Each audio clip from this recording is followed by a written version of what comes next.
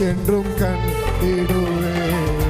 உம் பாதம் பணிந்தேன் என்னாலும் துதியே, உம்மை அன்றி யாரை பாடுவேன்.